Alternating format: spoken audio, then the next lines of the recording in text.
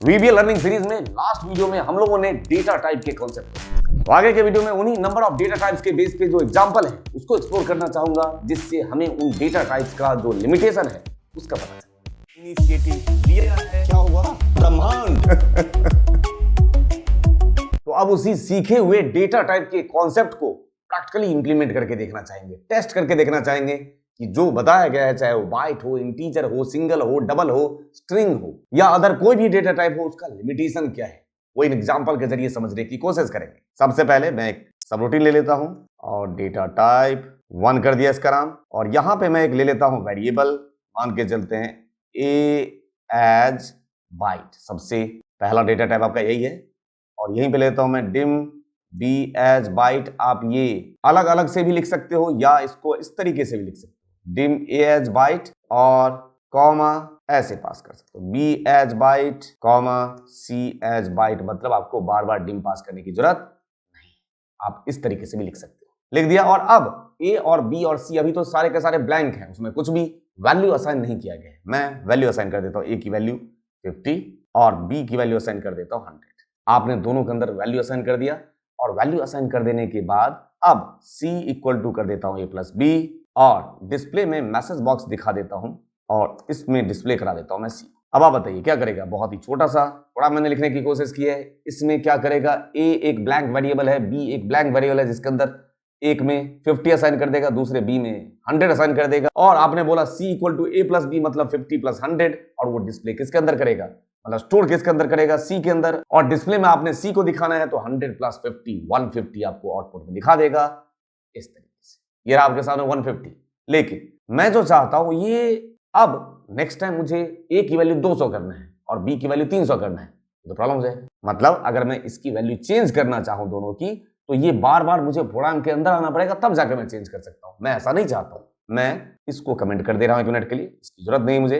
हम लोग क्या करना चाहते हैं, इसी के अंदर यहीं पे वैल्यू अगर मैं असाइन कर दूं, तो मैंने लिखा मान के चलते हैं 50 और यहां लिख दिया आपने 100, कोई दिक्कत नहीं है। और यहां पे अब प्रोग्राम के थ्रू मैं इस वैल्यू को पिक कर लूं, वो ज्यादा अच्छा रहेगा, डायनामिक हो जाएगा, क्योंकि अब आपको अगर वैल्यू चेंज करने की जरूरत है तो प्रोग्राम में आने के बजाय आप यहीं से चेंज करोगे और आपका काम हो रहा होगा, क्योंकि आपने वहीं से लिंक कर रखा है इसको। तो मैं कैसे पास करूंगा? यहां मैं पास कर सकता हूं A equal to range of double quotes में A1 है ना, ब्रैकेट बंद, डॉट वैल्यू।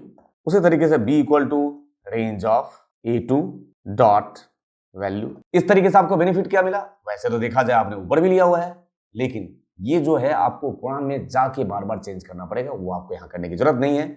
और अब मैं क्या करना चाहता हूं, ए बी ले लेने के बाद सी इक्वल टू आपने बोल दिया ए प्लस बी, और मैं मैसेज बॉक्स ना दिखा के मैं यहां चाहता हूं रेंज ऑफ डबल कोट्स में A3 डॉट वैल्यू। तो रेंज A3 डॉट वैल्यू मतलब A3 के अंदर अब आउटपुट क्या आ जाए, तो इक्वल टू हमें चाहिए इसमें C। क्यों चाहिए C? क्योंकि C के अंदर A में जो वैल्यू रखा है और जो B में रखा है, उन दोनों का एडिशन आ जाएगा किसके अंदर? इस C के अंदर। C में A प्लस B को ऐड करके डिस्प्ले करेगा, और आपने क्या बोला, A3 को C असाइन कर देने के लिए वैल्यू। एक काम करते हैं, इसको स्टेप इनटू करके चेक करते हैं, आपको समझ में आएगा। उससे पहले व्यू टैब में जाएं और यहां से एक बार लोकल विंडो को ऑन कर दीजिए, जिससे आपको समझ में आएगा। F8 इस तरीके से step into range A1 dot value, यहां पे देखिए क्या हो जाएगा। F8 देख लीजिए आ गया ना, ए में आ गया 50 और बी में स्टोर कर दिया उसने 100 को, और अब आपने क्या कर रखा है, C equal to A plus B. तो ऐड कर देने के बाद F8, अब आप इस सी की वैल्यू को देखें तो जरा 150 है, और आपने फिर क्या बोला, range A3 dot value equal to C. तो सी में जो भी है मतलब 150 है, वो किसे जाके दे देगा, वो F8 वो दे देगा A3 में। देख लीजिए A3 डॉट वैल्यू अब क्या हो गया, जो सी की वैल्यू है। यहाँ पे डिस्प्ले में क्या ला रहा है, 150। कोई प्रॉब्लम नहीं आया, लेकिन अब प्रॉब्लम मैं क्रिएट करता हूं। अभी कोई भी प्रॉब्लम नहीं है, मैं इसको फिर से डिलीट कर दे रहा हूं, हट गया। और अब ये जो 50 और 100 है ना, इसको चेंज कर देता हूं। मैंने क्या कर दिया, इसको कर देता हूं 200, इसको रहने देता हूं 100, और अब यहाँ पे इसी प्रोग्राम को एक बार रन करा के देखता हूं। मैंने किया रन, और आउटपुट में क्या आना चाहिए, 200 और प्लस 100 300 आउटपुट आना चाहिए या नहीं। ये रहा आपके सामने। क्या आया? ये आया run time error, overflow error है साहब। इस बात का ये आया है ओवरफ्लो एरर। क्या कहना चाहेंगे? आपने खुद ही तो लिया है डेटा टाइप जिसका नाम है बाइट, और बाइट आपका कितना स्टोर करता है, कहां तक की वैल्यू, 255 तक की वैल्यू स्टोर करेगा, और उससे आगे, जैसे कि अगर आप यहाँ पे 55 कर दो तो ये स्टोर करना चाहिए क्या? हाँ, करना चाहिए। देख लीजिए 255, लेकिन यहाँ पे अगर आपने 56 कर दिया, अब स्टोर करना चाहिए क्या? रन किया, ये देखिए run time error overflow, that means 256 onwards जो वैल्यू है वो उसके लिए बाइट डेटा टाइप अब नहीं है। फिर किसकी बारी आएगी? फिर बात आ जाएगी यहाँ पे चेंज करने की। अब डेटा टाइप में बाइट को हटा के आपको क्या करना होगा? इंटीजर, तब आपका काम हो पाएगा। यहाँ पे अब आपका बाइट का रूल खत्म, अब किसका रूल आ गया? इंटीजर।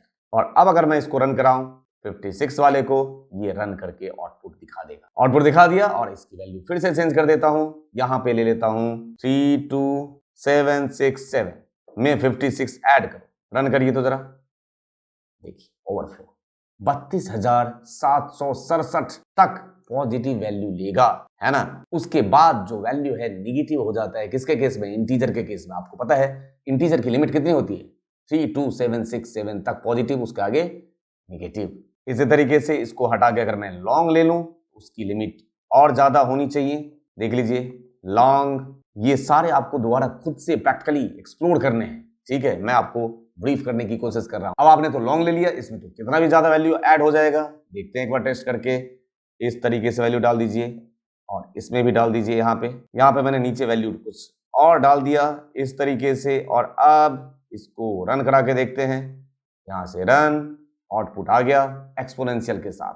थोड़ा सा और चेंज करते हैं। यहाँ पे एक बार इसको फिर से हटा दिया गया और इस तरीके से थोड़ा सा ज्यादा वैल्यू डाल दिया जाए, ठीक है। और अब रन करा के देखते हैं। मल्टीप्लाई, यहाँ पे भी मतलब जब उस डेटा टाइप का लिमिट ओवर हो जाएगा तो कौन सा एरर आएगा? ओवरफ्लो एरर, ठीक है। यही मैं बताने की कोशिश कर रहा हूं। ऐसे ही अगर आप टेक्स्ट ले लें तो टेक्स्ट में क्या हो सकता है वो देखिए। तो ये तो देखा आपने लॉन्ग डेटा टाइप, इससे भी ज्यादा साइज चाहिए डेटा का तो आपको लॉन्ग से गुजारा नहीं होगा, फिर आपको चाहिए होगा डबल। डबल की लिमिट बहुत ज्यादा होती है तो आप लॉन्ग ना लेके डबल लें, लेकिन जितना आपके वैल्यू पास होने हैं उसी के हिसाब से आपको डेटा टाइप लेना है। जबरदस्ती डेटा नहीं लेना कि डबल ही ले लेते हैं, एक बार ही काम निपटा दें। ये बात मैं आपको समझा चुका हूं कि जबरदस्ती आप सीधे डबल या लॉन्ग या दूसरे डेटा टाइप क्यों नहीं लेते। जितनी जरूरत होगी आपको वैल्यू पास करने की, उसी के हिसाब से आपको क्या लेना चाहिए? Data type. एक और डेटा टाइप की बात करना चाहेंगे, किसकी? स्ट्रिंग की भी बात करना चाहूंगा और साथ के साथ वेरिएंट की बात करना चाहूंगा। अगर स्ट्रिंग की बात करूं, इसी को कर दिया स्ट्रिंग, है ना। इससे क्या बेनिफिट होने वाला है ये देखते रहिए। स्ट्रिंग और सी एज भी स्ट्रिंग कर देता, ठीक है। यहां पे अब स्ट्रिंग वैल्यू पास कर देता हूं इनोजेंट और नीचे लिख दिया आपने इन्फोटेक। अगर मैं इसको स्टेप इनटू करके दिखाऊं, आप व्यू टैब में जाके देखते रहिए। F8 यहां आया, इसके अंदर क्या आ गया? इनोजेंट आ गया। इसके अंदर क्या आ गया? इन्फोटेक आ गया। और दोनों को कंबाइन तो देखिए इनोजेंट इन्फोटेक इस तरीके से आ गया। वैसे ही अगर मैं यहां पे लिखता हूं 55 और यहां पे 66, डेटा टाइप आपने लिया हुआ है क्या? आपने डेटा टाइप लिया है स्ट्रिंग। आपको क्या लगता है इस दोनों वैल्यू का ऐड होके आना चाहिए या नहीं आना चाहिए? इन दोनों वैल्यू का ऐड होके क्यों आए, जबकि आपने डेटा टाइप क्या ले रखा है? String F8। देखिए ये दिखा तो 55 बट एज अ स्ट्रिंग है टेक्स्ट। और फिर से देखिए F8 और जो ये कंबाइन करेगा ना, ये कॉन्कैटिनेट कर देगा, ना कि ये सम करेगा। देखिए तो जरा F8 5566 दोनों एक साथ कंबाइन, है ना। ये बेनिफिट आपका किसका? स्ट्रिंग टाइप के डेटा टाइप का। इसमें ऐसा काम करने के लिए स्ट्रिंग ले ही नहीं सकते, वैल्यू है इसका तो टोटल होना चाहिए था। आपने स्ट्रिंग डेटा टाइप ले लिया, गलत डेटा टाइप ले रखा है। ऐसे एक डेटा टाइप होता है आपके पास वेरिएंट। जब आप डिसीजन लेने की स्थिति में नहीं है कि टेक्स्ट आएगा या आएगा नंबर, तो आप लेंगे कौन सा डेटा टाइप? वेरिएंट। और अगर मैंने इसे वेरिएंट बना दिया, देखते रहिए, मैंने इसे बना दिया वेरिएंट। इससे बेनिफिट क्या होने वाला है वो देखिए। वेरिएंट ले लिया आपने, तीनों डेटा टाइप वेरिएंट बना दिया। और अब अगर मैं यहां पे लिखूं, मान के चलते हैं अमित और नीचे है वैल्यू, तो एक टेक्स्ट है, दूसरा क्या है आपका? वैल्यू। ऐसे में ये कैसे काम करेगा? F8 देखिए आपने लिया है variant data type. F8 press करिए, अमित क्या बना दिया उसने? स्ट्रिंग।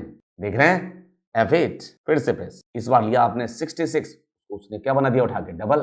मतलब जिस टाइप का डेटा उसके पास जाएगा उसके हिसाब से उसने डेटा टाइप उसे असाइन कर दिया। कोई प्रॉब्लम नहीं है, मुझे प्रॉब्लम। एक बात बताइए, यहाँ वैल्यू लिया आपने 66, ये तो इंटीजर से गुजारा हो जाता साहब। उसने कौन सा डेटा टाइप लिया है? सबसे मैक्सिमम वाला, डबल ले लिया। देख रहे हैं आपके मेमोरी में कितना ज्यादा स्पेस ऑक्यूपाई करके रखा हुआ है। इसलिए आप वेरिएंट डेटा टाइप नहीं लेते हो, उसका बहुत बड़ा ड्रॉबैक है। ठीक है, आपके सामने लाइव एग्जांपल है। मैं डबल क्यों लूं जब मेरा इंटीजर से गुजारा हो जाए। आ रही बात समझ में? हमने डेटा टाइप को जो लास्ट वीडियो में एक्सप्लोर किया था उसको एग्जाम्पल के बेस पे लिमिट आपको दिखाने की कोशिश की है कि कब ओवरफ्लो एरर आएगा, वो आपने देखा प्रैक्टिकली खुद से। और अब नेक्स्ट वीडियो में हमारी मुलाकात होगी, हम कुछ इसी से रिलेटेड बात कर रहे होंगे जो वेरिएबल है। लाइफ भी तो होती होगी वेरिएबल की, कितना लाइफ होता है उस बात का जिक्र करना चाहूंगा आपसे, और लाइफ और वेरिएबल क्या होता है ये आपके सामने प्रोसीड करूंगा मैं नेक्स्ट वीडियो में। और अब आज के वीडियो का साइनिंग ऑफ लेता हूं मैं यहीं पे इस एंडिंग नोट के साथ। भले ही देर सही, इस बात का मुझे फिक्र तक नहीं, कुछ बेहतर जिंदगी में जरूर बनूंगा अपनी आंखें बंद होने से पहले। क्योंकि हम सबने ही तो सुना है कि चाहे वो हमारे अपने क्यों ना सही, वक्त के साथ खैरियत नहीं हैसियत पूछने में ज्यादा विश्वास रखते हैं। तो क्या कहते हैं, अपनी हैसियत बढ़ाने पे ही काम करें, क्योंकि अगर हैसियत बढ़ गई ना तो वो जो खैरियत पूछने वाले हैं ना, सिर्फ अपने ही नहीं गैर भी शामिल हो जाएंगे उसमें। Thank you for your love and support to news and channel. Thank you दिल से।